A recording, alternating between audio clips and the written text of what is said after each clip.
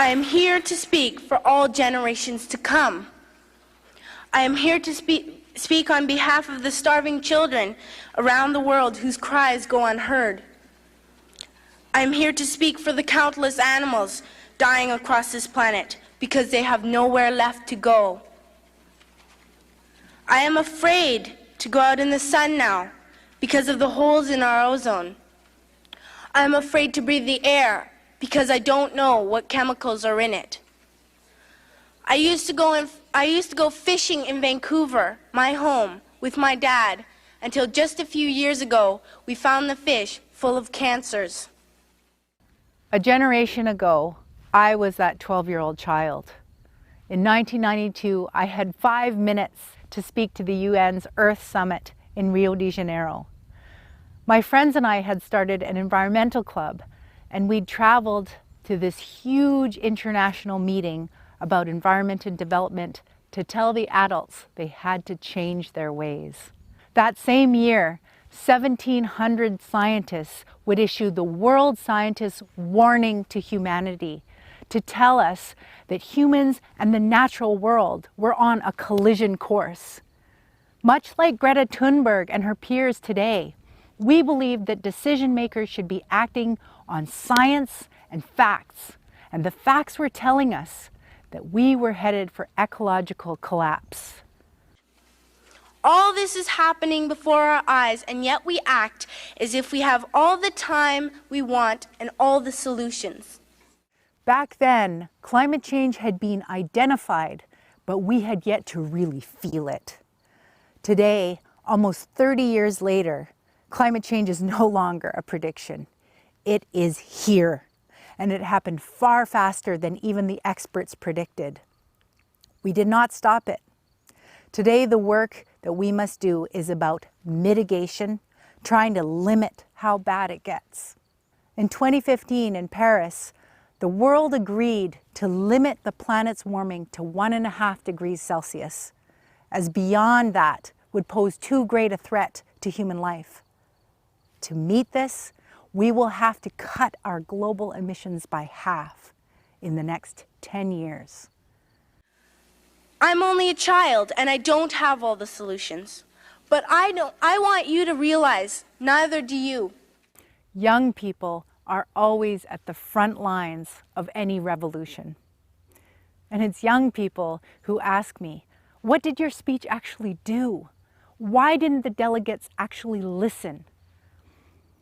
Well, looking back, I think that the delegates of the conference actually did listen, not just to me, but to the thousands of voices calling for change.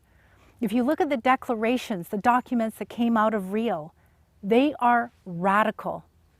They include the UN's Framework Convention on Climate Change, set up to stabilize greenhouse gas concentrations in the atmosphere and prevent dangerous interference with the climate system. 23 years before the Paris Agreement, 154 countries signed this legally binding international agreement. I'm only a child, yet I know we are all in this together and should act as one single world towards one single goal. So why didn't the world take action? Instead, governments focused on growing the economy, on business interests, and of course, winning the next election. It shows a crisis in human governance, where our political systems make it impossible to act in long-term interests for the people and future generations. Today it's 2020. Again, we have momentum. We have the Paris Agreement to limit the Earth's warming. We have youth and social justice demands. We have calls for divestment. We have calls for climate emergencies. We have the science, we have the solutions, and we all are experiencing climate change. We are at a moment parallel to Rio. Now is the time to take action. If you don't know how to fix it, please stop breaking it. How do we ensure that this time we act on our words? History has shown us that in moments of crisis, society can truly transform. We've seen this in times of war, in times of economic collapse, and in times of disease. Today, we live in the time of COVID-19. We've seen governments and institutions across all sectors working quickly, working together. Humans like to think that we're in control of everything, but we have been reminded today that the laws of nature are the true bottom line. We've been reminded that science and expertise are crucial to our survival.